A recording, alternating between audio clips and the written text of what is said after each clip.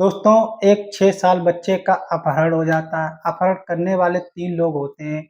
वो तीनों लोग जो होते हैं बच्चे के माता-पिता से 3 लाख रुपए की डिमांड रखते हैं। दोस्तों, वो बच्चे के माता-पिता जो होते हैं बेहद गरीब होते हैं, लेकिन फिर भी वो किसी प्रकार से 3 लाख रुपए का इंतज़ाम करते हैं।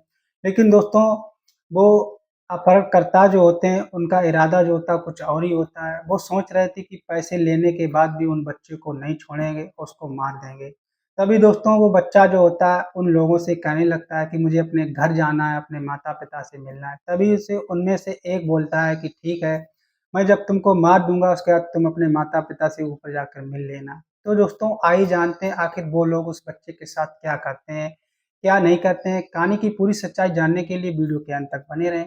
वीडियो स्टार्ट करने से पहले वही रिक्वेस्ट, वीडियो को लाइक कर लें, चैनल को भी सब्सक्राइब कर लें जिससे मेरा हौसला बढ़ता रहे।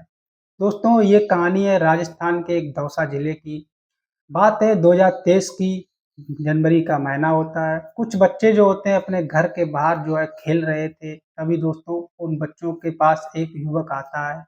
एक युवक आता है दोस्तों, उन बच्चों में एक बच्चे का नाम दिव्यांश होता है। वो युवक जो होता है दिव्यांश के पास आता है। जब वो उसके पास आता है तो उस बच्चे को चॉकलेट देता है। चॉकलेट के बहाना दोस्तों दिव्यांश को उन बच्चों से अलग कर देता है और अपने बाइक में बैठाल कर उसको ले जाता है।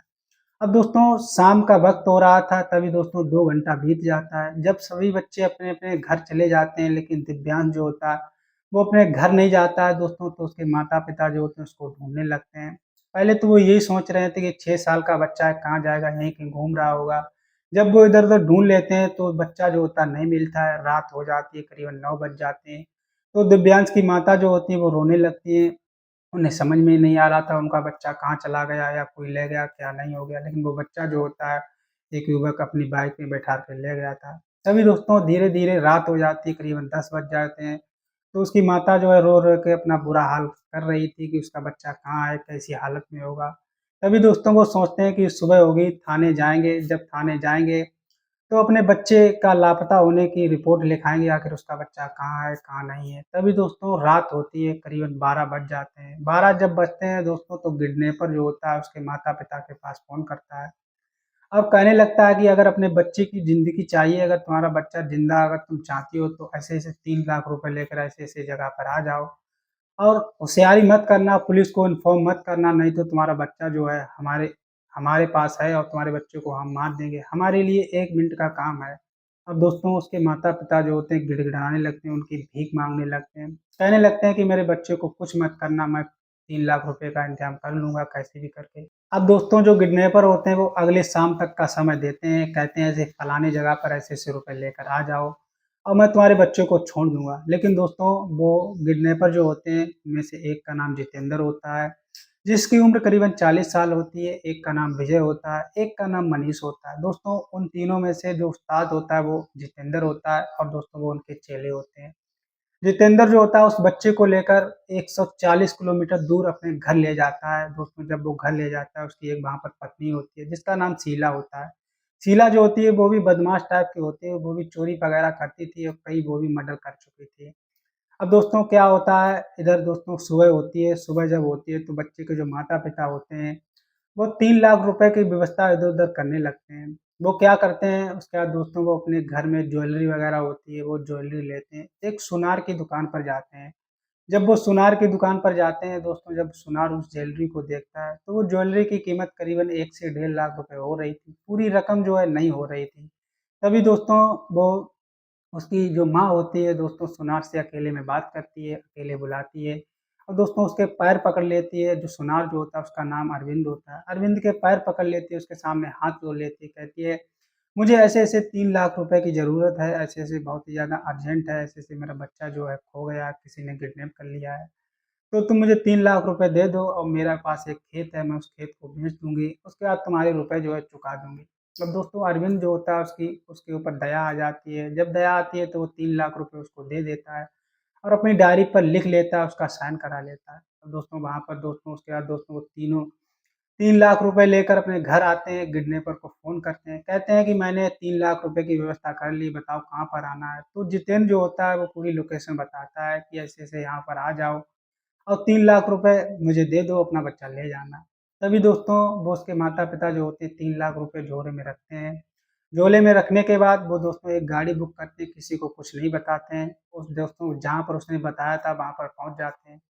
फिर वो फ़ोन करते हैं कि हाँ, मैं ऐसी जगह आ गया हूँ, अब बताओ पैसे कहाँ पर रखने हैं, किसे देने हैं? तो वो कहता है ऐसी-ऐसी जगह रख दो, मैं अपना जो है एक आदमी भेज रहा हूँ, पैसे उठा लेगा और तुम्हारा बच्चा जो है उसे अपने ले लेना। जितेंद्र जो होता है, वो उसे विजय को भेजता है, 3 लाख रुपए ले लेता है लेकिन बच्चे को नहीं देता है। उसके बाद दोस्तों विजय फिर फ़ोन करता है, जितेंद्र जो होता है फ़ोन करता है, कहता है कि ऐसे-ऐसे बच्चा अभी 1 घंटे में तुम्हारे पास आ जाएगा, वो यहाँ पर नहीं है। यहाँ से 10 किलोमीटर दूर है और यहाँ पर अभी नहीं है। दोस्तों क्या होता है लेकिन दोस्तों उनका इरादा उन बच्चे को लौटाने का नहीं होता है। अब दोस्तों मनीष जो होता है वो कहने लगता है कि उस्ताद अब तो रुपए ले लिए, इस बच्चे को उसके माता-पिता के पास भिजवा दो। तभी दोस्तों जितेंद्र जो होता है वो कहने लगता है पागल हो गया क्या? मुझे इस बच्चे को नहीं लौटाना है। अगर मैं इस बच्चे को लौटा दूँगा, कहीं इस बच्चे ने कहीं मुझे कहीं पहचान लिया या पुलिस इन्फॉर्म हो गई या कुछ भी हो गया तो शायद हम लोग फँस सकते हैं। तो इस बच्चे को मार देंगे और या इसका खेल खत्म कर देंगे। तभी दोस्तों जितेंद्र जो होता है उसके बाद वो उस बच्चे के माता-पिता से फिर कॉल करता है, कहता है कि मुझे पता था कि तुम पुलिस लिवा कर लाए हो, तभी तुम्हारे बच्चे को मैं नहीं छोड़ूँगा। वो कहने लगते हैं नहीं मैं पुलिस को नहीं बुला के लाया था, मैं और मेरी पत्नी अकेली आई थी। मैंने तो तुमको 3 लाख रुपए भी दे दिए, अब तुम मेरे बच्चे को छोड़ दो। लेकिन दोस्तों जितेंद्र जो होता है वो कहने लगता है नहीं मैं तुम्हारे बच्चे को नहीं छोड़ूँगा, लेकिन तुम पुलिस बुला के लाए हो मुझे तुम पर भरोसा नहीं है। वो कहने लगते हैं नहीं ऐसी कोई बात नहीं है। तभी दोस्तों जितेंद्र का जहाँ पर घर होता है, जहाँ पर वो रह रहा था, सुनसान इलाका होता है, पीछे झाड़ियाँ होती हैं। तो दोस्तों वो कहने लगता है कि जाओ इस बच्चे का गला दबा दो, उसको मार दो, इसको मार दो और पीछे दोस्तों गड्ढा करके दफना देना। तभी दोस्तों मनीष जो होता है उस पे उसकी दया आती है, दोस्तों वो उसे समझाता है, लेकिन दोस्तों जितेंद्र उसको मनीष को भी मारने लगता है। कहने लगता है अगर तुझे भी मैं मार दूँगा अगर तू उस बच्चे की ज़्यादा दयावान बनेगा। अब दोस्तों क्या होता है उस बच्चे को मारने का प्लान बन जाता है, तभी दोस्तों शीला कहती है कि हम इस बच्चे को मार देंगे, पीछे दफना देंगे। लेकिन मनीष जो होता है वो कहने लगता है कि नहीं उस्ताद मुझे इस बच्चे को दे दो, मैं इस बच्चे को मार दूँगा और दफना दूँगा। क्योंकि मैंने नया-नया तुम्हारे गैंग में भर्ती हुआ हूँ, मैंने अभी कोई मर्डर भी नहीं किया है, मेरी तो शुरुआत है। तो मैं चाहता हूँ इस बच्चे को मार दूँ और उसे दफना दूँगा। तभी दोस्तों जितेंद्र कहने लगता है कि मुझे तुझ पे भरोसा नहीं है कि तू उस बच्चे को मार देगा, क्योंकि तू अभी तो इस बच्चे के प्रति बहुत ही ज़्यादा दयावान बन रहा था। वो कहने लगता है नहीं उस्ताद ऐसी कोई बात नहीं है। तो वो कहने लगता है ऐसी कोई बात नहीं है, अगर मैं इसके प्रति दयावान बनूँगा या कुछ भी हो जाता है तो हम तीनों लोग तो ही फँसेंगे, हम भी फँस जाएँगे। अब दोस्तों जितेंद्र जो होता है उस बच्चे को मनीष के हवाले कर देता है। अब मनीष जो होता है उस बच्चे को लेकर बाहर निकल जाता है।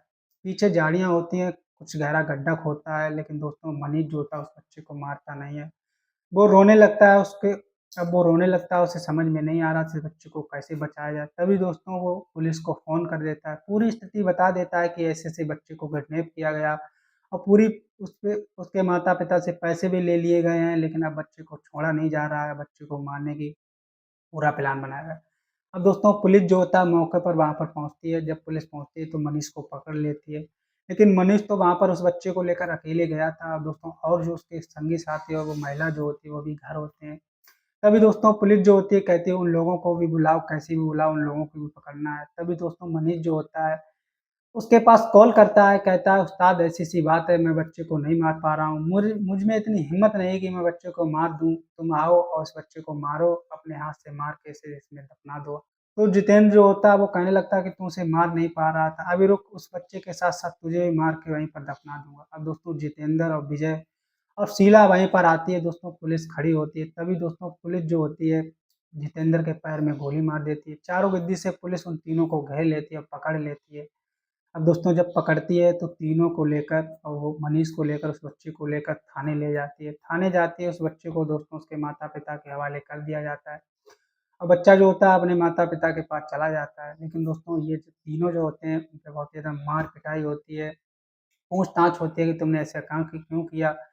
अब दोस्तों एफआईआर दर्ज होती है, मुकदमा होता है दोस्तों जो जितेंद्र होता है, जो उस गैंग का मालिक होता है, उसको दोस्तों उम्र कैद की सज़ा होती है।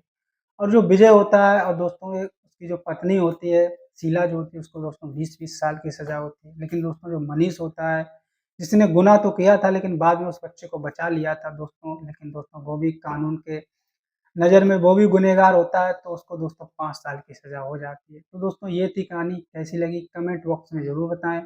वीडियो को लाइक कर लें, चैनल को भी सब्सक्राइब कर लें। मिलते हैं अगली वीडियो में, धन्यवाद।